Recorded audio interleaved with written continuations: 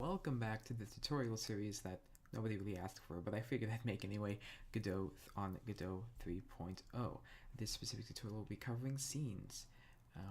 Once again, if you don't have Godot downloaded, you may find the link to download it in the description box below, as well as the Godot API for scripting and the files we'll be using in this tutorial.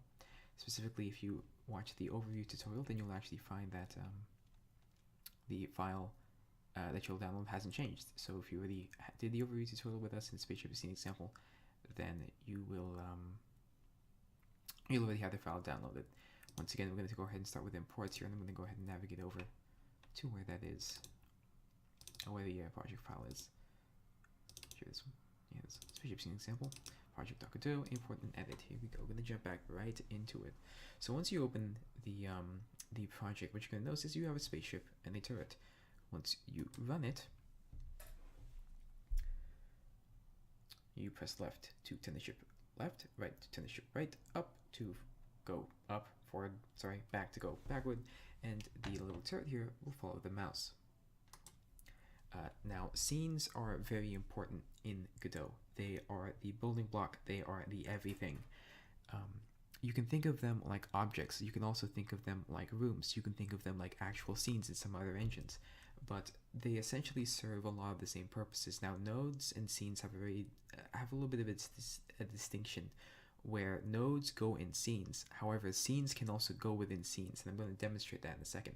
Well, actually, I don't really have to, because if you look at it over here on the right side, remember this is this node in particular is just a node, just the most generic node possible.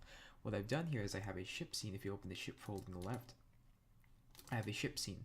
And like we did in the overview tutorial, to add a ship, I just go over here and hit the instance button, which is that chain link there, hit ship, and here's my second ship. I hit play. These both work fine. And they both sort of move in sync with each other. Now, why am I making a separate tutorial on scenes?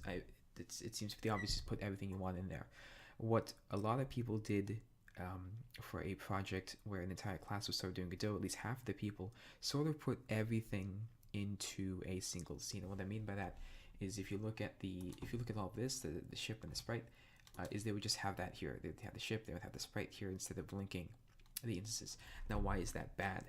If you were to make another level, if I were to do this, I would have like just make a node here. Let's do this. If I wanted to, so let me save all this stuff. If I wanted to add the ship to this new thing, instead of instancing it, I would have to copy and paste everything over here and create a second copy of it. Instead, what I can do is I can instance the ship like this, and boom, there it is, ready to go. I'm not going to say that. So, what are some of the other advantages of the way that this is done? Well, Godot has a couple of things. I'm going to have to mention scripting here, but Godot has two types of position. Well, they have three technically if you count translate, but translate's a different topic entirely. I'm going to open the turret scene here. They have position, just position, and then there's global position.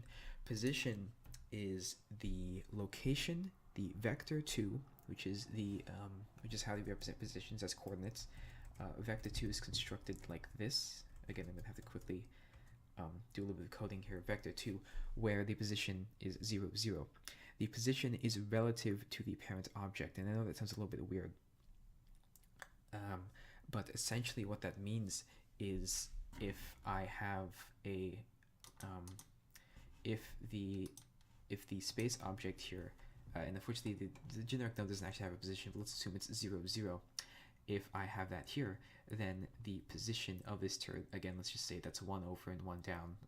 Obviously it's not, but assuming it is, we have, this would have a position of 1, 1. Its global position would also be 1, 1 because it's always relative to the origin point. However, if I were to move the node over to, I don't know, let's say here, for instance, then we could say that the position of this is actually 1 back and 1 down. So it would actually be -1 and 1. That is its position. Its global position to the origin point has not changed. And I think I'm going to actually have to demonstrate that with a ship here, because the example that I'm going to use now to better illustrate this is to add a gun to our ship. And how are you going to do that? Well, we already have a turret. Why would I bother making another one, right? So I'm going to go ahead and go over to here and make a turret. I'm just going to put it on. I'm not going to be precise about it. I'm not going to use position. I'm just going to drag it on there. There we go. I hit save, Control S, over here, and look, it's already there.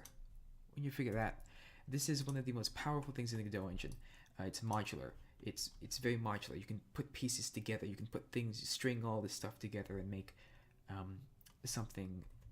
You can have all these moving parts that sort of come together, these set pieces. And I forget if I used this example in the original Godot 2.1 tutorial, but you can think of it sort of like a play where you have all of these set pieces. You have the castle over here, the meadow over here.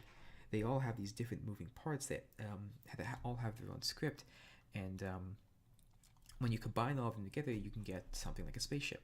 Because what we have going on here is we have this turret scene inside of a ship scene, inside of our space scene, which is essentially our level. And when I hit play, you can see that the turret script is functioning normally, as is the spaceship's script. In fact, you can even see that even while I rotate the ship, the turret stays in the same relative position. So if your sprites looked a little bit better than mine, then you would be able to take advantage of that. You would be able to have a massive gunship with several types of turrets on it. I think now that I have this set up, I can sort of demonstrate the positioning a little bit better here. Sorry for the cut there. That was a Discord message I had to take care of. But in any case, so if we were to move this out here a little bit to the left, to the lower right here, you'll actually notice, as you did when it was just here, is that it will move relatively to the object here, so you kind of rotate and move it back and forth. It will stay in that position, so you can use this to your advantage. Now the distinction, as I was kind of alluding to a little bit before, and I don't want to get too into it, between global position and position does still stay the same. Just keep in mind that if something is behaving oddly, it might be because now in this case of the ship and the turret's relative position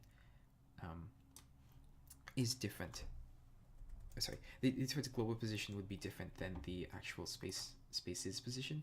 So if something's going weird, I would just recommend trying to use the global position versus the actual position of the object. Hopefully you found this tutorial useful. And again, I'm going to repeat this. If you're trying to make a new object, or a new quote-unquote object, you probably want to make it a new scene so that you can instance it later. For example, the walls in the overview tutorial, that was a separate object. The rabbit was a separate object. The spaceship is a separate object, and the turret is a separate object. This is because not only can those objects act independently like the turret can, if I just add the turret to the scene on its own, if I remember to hit space first and then add the turret to the scene on its own, you can see that the turret turret's off to the left there because I didn't save the scene. But in any case, you'll see that this turret still operates on its own, but it can still operate on its own while also being part of the spaceship scene. And that's the most, and that's very important to sort of not only the efficiency of working in Godot, but it's a great advantage of being able to set things up in the scene editor and be able to see it work in action. So thank you all for watching. Hopefully you've learned something. Hopefully this will help you with the project you're working on. And yeah, thank you for watching.